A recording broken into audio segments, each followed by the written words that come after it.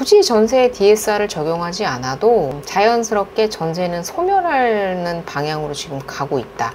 월세는 규제를 함으로써 집값이 잡힐 거라고 말씀을 드리는 게 아니라 지금 상황에서는 정부에서는 규제를 하는 것밖에는 방법이 없다. 다만 이것에 대한 풍선 효과는 다른 문제다 라고 말씀을 드리고 싶습니다.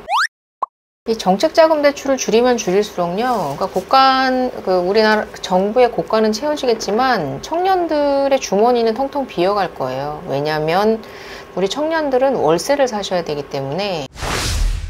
네, 안녕하세요. 담백한 경제 2%입니다. 찌라시기는 하지만 지금 한간에 떠도는 뉴스 기사에서도 계속 나오고 있는데 전세대출의 DSR을 규제하겠다라는 얘기가 또 다시 또 나오고 있습니다. 이게 4번째인 것 같아요. 제가 전세대출 적용에 관련돼서 절대 전세대출에는 DSR을 적용할 수 없다. 걸핏하면 전세대출에 DSR을 적용하겠다라는 얘기가 나오고 있어서 참으로 좀 답답하다라는 생각이 들어요.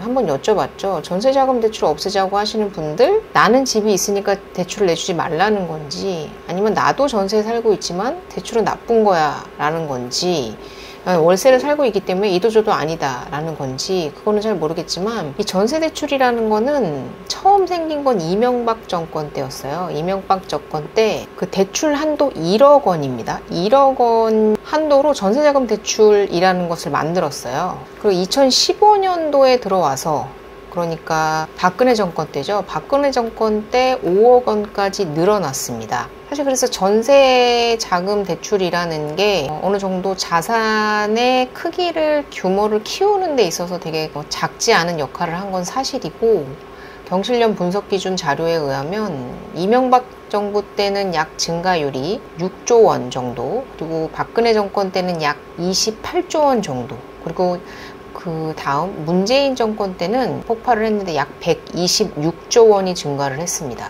그래서 이제 다시는 되돌릴 수 없을 만큼 전세에 대한 대출 규모가 상당히 커졌고요. 그리고 지금 가계부채가 약 2,000조인데 그중에 약 200조 정도가 전세자금 대출로 약 10%가 가계부채에 전세자금 대출이 비중을 차지하고 있다. 그래서 이제는 완전히 서민들을 위한 그런 실거주 목적의 보증금 대출로 자리를 잡았기 때문에 오히려 문재인 정권 때 폭발적으로 120조 정도의 전세자금 대출이 늘어난 이유는 그때 되게 전세자금 대출에 대해서 서민 주거 안정에 큰 역할을 한다라고 하면서 전세자금 대출을 더욱더 부추겼다라고 할 수도 있는 것이, 문재인 정권 때는 정책자금 대출에 대한 그런 공급을 가히 폭발적으로 늘리면서 특히나 청년층을 중심으로 한 대출을 급격하게 확대시키면서 가히 2030에 대한 전세 대출을 4년 만에 약 3배 정도 증가시킨 그런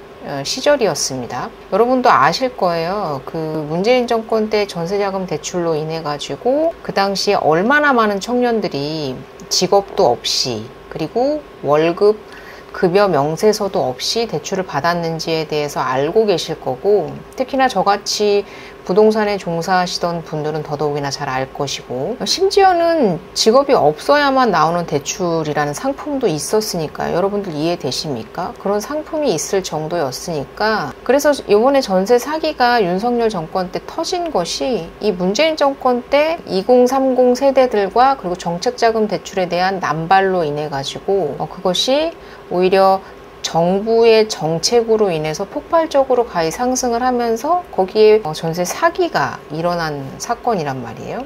그래서 지금은 전세 대출을 그렇게 쉽사리 막아버릴 수 없을 만큼 그 덩치를 키운 것이 문재인 정권 때였어요. 네, 그것을 대출을 규제하고 막고 대출을 내주지 않기 시작한 것이 윤석열 정부였고요.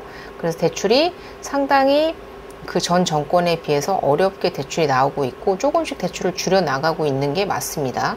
근데 저도 전세자금 대출을 조금씩 줄여야 한다라는 데는 동의를 하고, 그리고 장기적인 관점에서 봤을 때는 전세라는 제도가 전세금 80%까지 대출을 내주면서 내 자금 20%만 가지고 전세를 들어올 수 있는 그런 상황을 만드는 부분에 있어서는 저도 딱히 올바르다고 생각은 하지 않지만, 제가 전세에 DSR을 적용할 수 없다라고 말씀을 드린 이유는 이미 정부에서 그렇게 등치를 키워놨기 때문에 DSR을 갑작스럽게 적용을 하게 되면 이 전세 시장이 붕괴가 될 우려가 있기 때문에, 그렇기 때문에 박상우 국토교통부 장관이 말씀을 하신 대로 저는 자연스럽게 월세로의 전환을 꾀해야 한다고 생각을 하고, 그게 금리 인상기와 맞물리면서 금리 인상기에 월세로의 전환이 상당히 높아졌고, 그러면서 월세에 대한 조금 자연스러운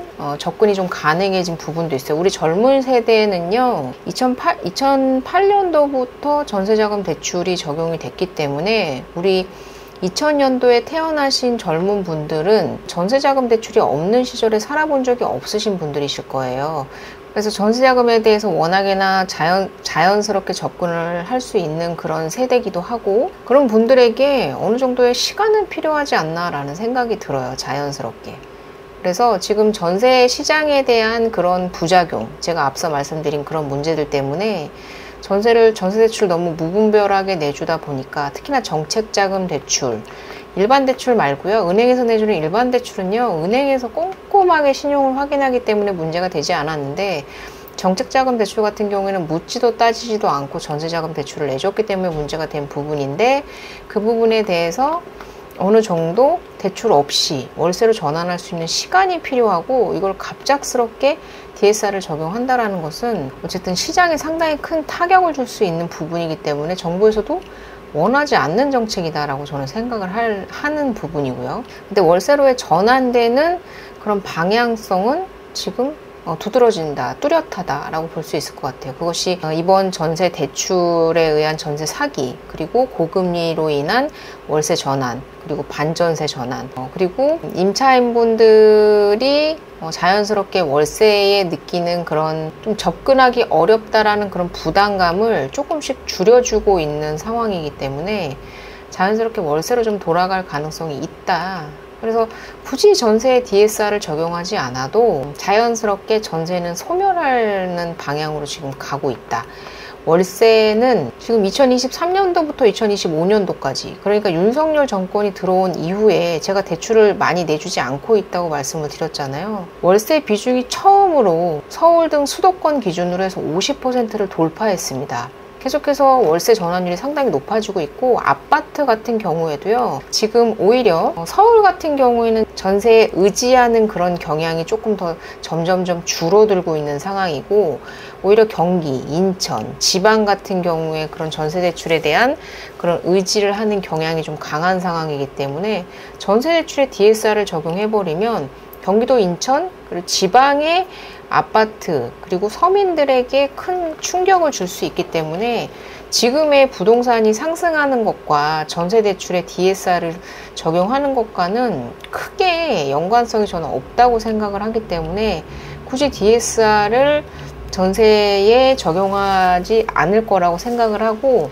그리고 전체 가계대출의 가계부채의 전체 비중의 80%를 넘게 차지하는 것이 담보대출이란 말이에요. 전세자금 대출이 아니라. 다만 정책자금 대출을 무분별하게 문재인 정권에서 남발을 하면서 도시기금이 형성되는 속도보다 도시기금을 소모하는 속도가 더욱더 빨랐기 때문에 그것이 지금 문제가 되고 있는 부분에 대해서는 어느 정도 고간을 채워야 되는 부분 때문에 지금 디딤돌 대출이나 보금자리론, 그리고 버팀목 자금 대출 같은 것들에 대해서 금액을 축소하고 있는 것은 사실 어쩔 수 없는 부분이다라고 생각을 해요. 하지만 전세 DSR은 다른 문제다.